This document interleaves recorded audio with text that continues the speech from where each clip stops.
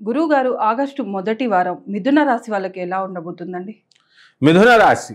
ఈ మిథున రాశి వారికి మనకి గ్రహస్థితి ఏ విధంగా ఉందండి అంటే, మీనంలో రాహువు, కుంభంలో శని వక్రించి, కన్యలో కేతువు, జ త వ్యయస్థానంలో కుజ గురులున్నారు, ధనస్థానంలో రవి శుక్రులున్నారు, తృతీయ స్థానంలో మరి ఈ యొక్క బుధుడున్నారు.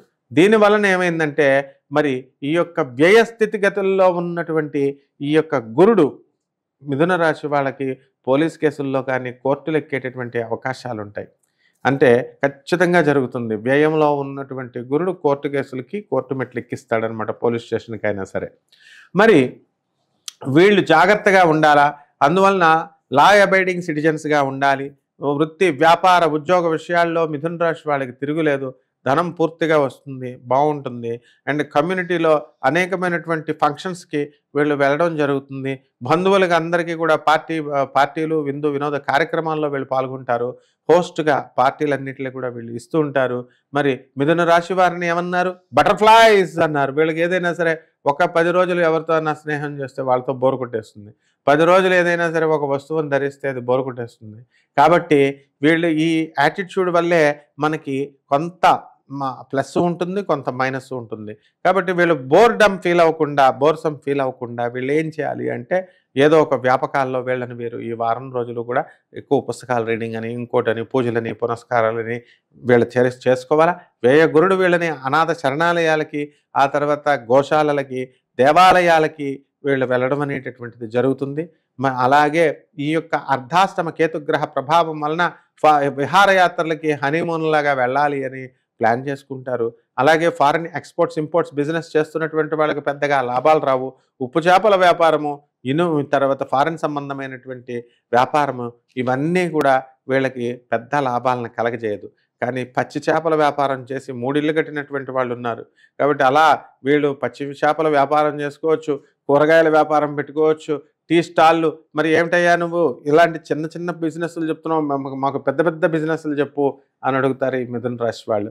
ఎందువలనంటే మిథున రాశి వాళ్ళు ఎక్కువ ఐఏఎస్ ఆఫీసర్స్ అందరూ కూడా ఈ రాశిలో వాళ్ళే ఉన్నారనమాట. కాబట్టి పెద్ద పెద్ద బిజినెస్‌లు కూడా వాళ్ళు ఎవరి యొక్క స్థాయిని బట్టి వాళ్ళు పెట్టుకోవచ్చు. ఏం పర్వాలేదు. ఎలక్ట్రానిక్స్ వ్యాపారాలు వీళ్ళకి కలిసొస్తాయి. ఇనుము వ్యాపారం కలిసొస్తుంది. స్క్రాప్ బిజినెస్ పెట్టుకోవచ్చు. ట్రాన్స్‌పోర్టేషన్, పాత లారీలు సెకండ్ హ్యాండ్‌వి కొనుక్కోవచ్చు. మరి ట్రాన్స్‌పోర్ట్ బిజినెస్‌ల్లో కూడా అధికమైనటువంటి లాభాలు తీయడానికి ఇది ఉంటుంది.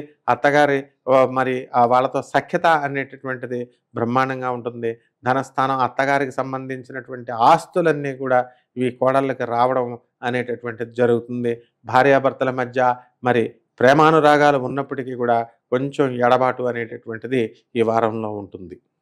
ఈ మిథున రాశి వాళ్ళు తమ జాతక దోషాలు పోగొట్టుకోవాలంటే ఎటువంటి రెమెడీస్ పాటించాలి గురుగారు? కేతు జపం చేసుకోవాలా, కేతు స్తోత్రాలు చదువుకోవాలా, కేతువుకి కిలోం ఉలవల్ని ఆ ఆవుకి తీసుకెళ్ళి గోశాలకు తీసుకెళ్ళి వాళ్ళకి పెట్టాలి.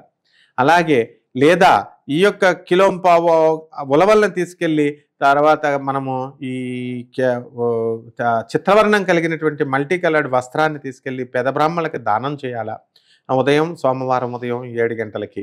అలాగే గణేష్ మహారాజ్కి మనం గరిక గడ్డితో ఓం నమఃశివాయ అని, ఓం గణేశాయ నమః అనేటటువంటి మహామంత్రాలతో వీళ్ళు ఓం నమఃశివాయ కూడా చేయొచ్చు. ఈ రెండిట్లతో కూడా వాళ్ళు చక్కగా చేస్తూ ఈ యొక్క కుడుముల్ని, లడ్డూల్ని, తీపి బూందీని నివేదనగా చేయాలా. దశమహావిద్యల్లో ఒకటైనటువంటి మా చిన్నమస్తాదేవి అమ్మవారి యొక్క హోమాన్ని ఇళ్లల్లో జరిపించుకోవడం ద్వారా బ్రహ్మాండంగా ఉంటుంది. అంతేకాకుండా ఈ కేతు గ్రహంకి గోశాలకు వెళ్ళమంటే చాలామంది ఉన్నారనమాట. వాళ్ళు ఏం చేస్తారంటే ఒక్క తోటకూర కాడ, ఒక్క గోంగూర కాడ, ఒక్క దోసకాయ అని చెప్తున్నారు జ్యోతిష్కులు. వీళ్ళు చాలా తప్పు. ఆవుకి అది ఎంత తింటుందో అంతా తీసుకెళ్ళి పెట్టాలి వీళ్ళు. అందువలన ఒక్క తోటకూర ఒక్క కాడ అసలు ఆవుకి ఏమన్నా పనిచేస్తుందా?